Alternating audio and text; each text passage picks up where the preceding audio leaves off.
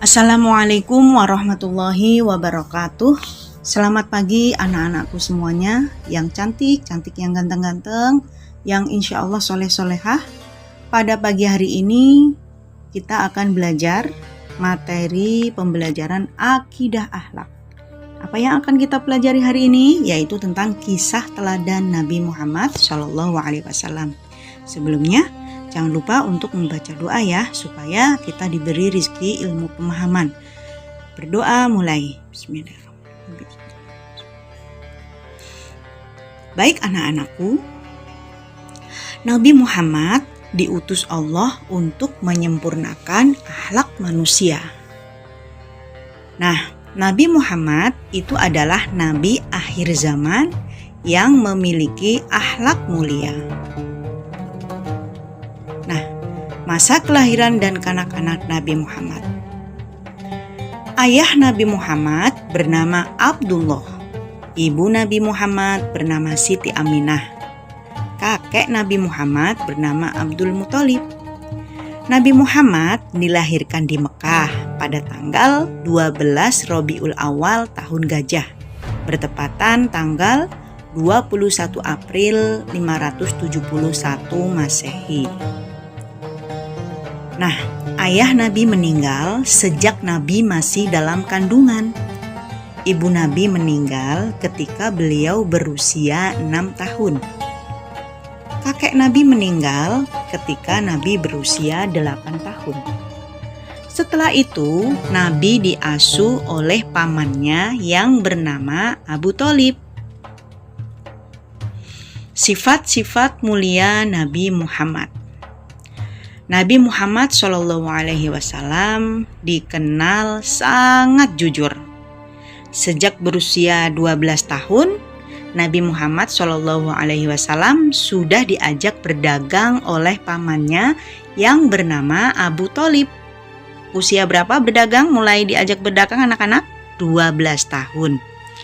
Nah, dengan kejujurannya itu, Nabi Muhammad juga dipercaya membawa barang dagangan Khadijah binti Khuwailid.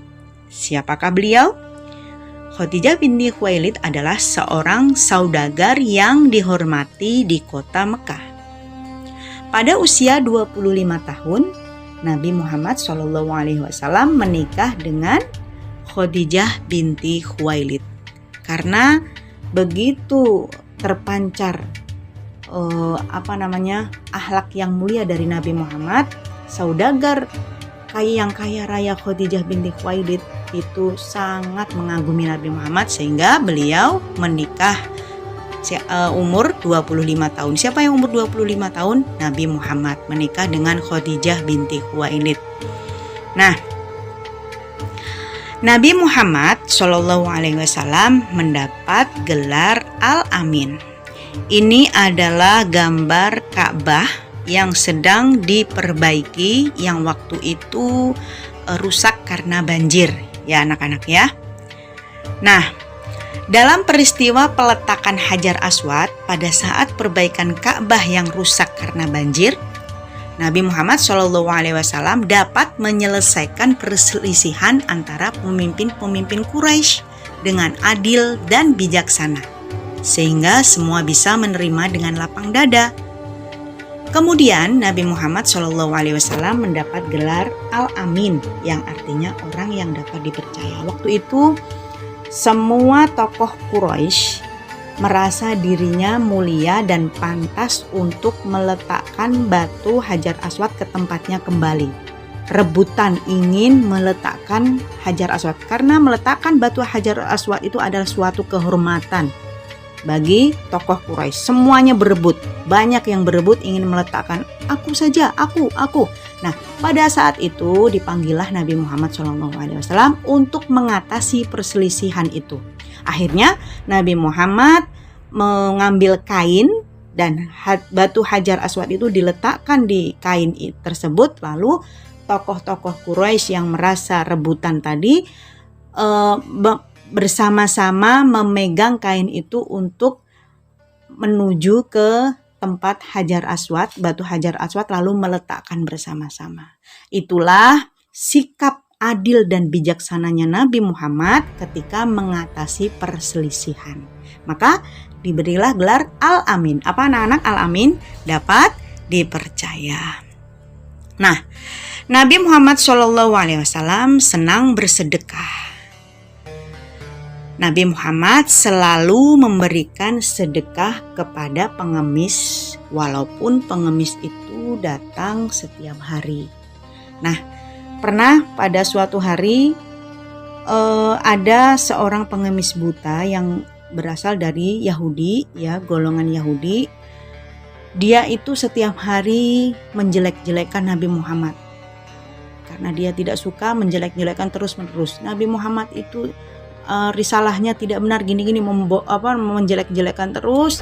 Nah, pada suatu hari Nabi Muhammad melihat dan mendatangi si pengemis Yahudi tadi.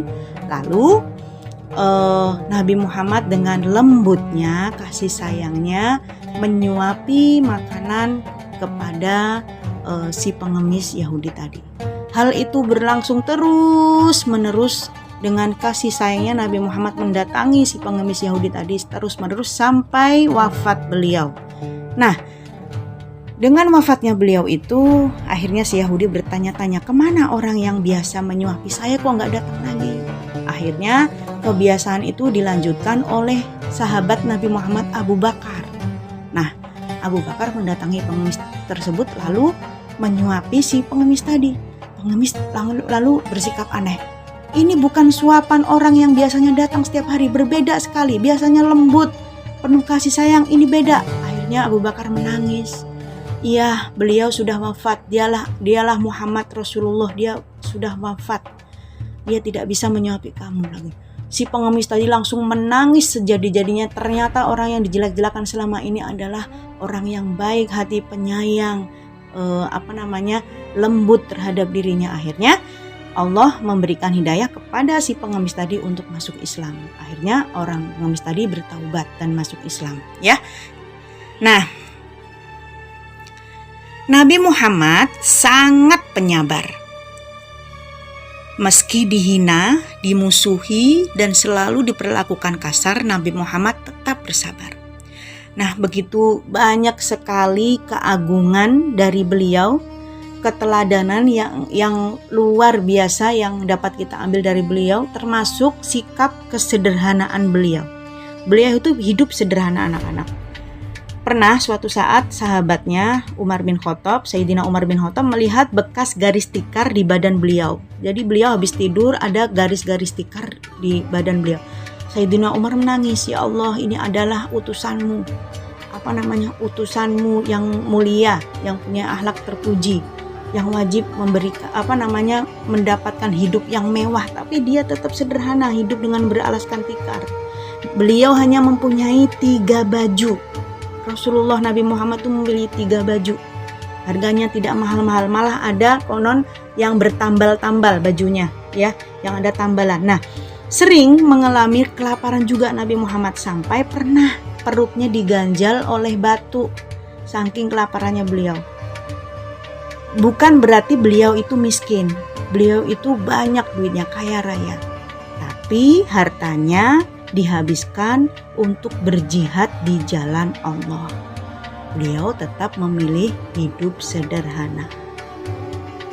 Nabi Muhammad mempunyai 4 sifat yang sangat mulia, yaitu siddiq, tabligh, amanah, dan fatanah. Siddiq artinya yaitu jujur. Nabi Muhammad tidak pernah berbohong dan selalu berkata jujur. Kita bisa mencontohnya dalam kehidupan sehari-hari. Seperti misalnya kita ditanya oleh orang tua kita, kamu tadi sholat subuh atau enggak? Lalu kalian bilang sholat, padahal kalian tidak sholat. Nah, itu kalian tidak mencontohkan sifat Nabi Muhammad siddiq atau jujur. Bila kita berkata bohong, maka seterusnya kita juga akan terbiasa berkata bohong. Maka dari itu, kita mulai kehidupan kita dengan selalu berkata jujur. Selanjutnya yaitu sifat tabligh yang artinya menyampaikan. Nabi Muhammad menyampaikan seluruh ajaran dari Allah kepada umat manusia untuk menjadikannya sebagai pedoman hidup. Contoh sehari-harinya yaitu seperti kita misalnya disuruh oleh ibu kita untuk ke warung membeli sabun, tapi uang yang diberi oleh ibu kita malah kita jajanin permen.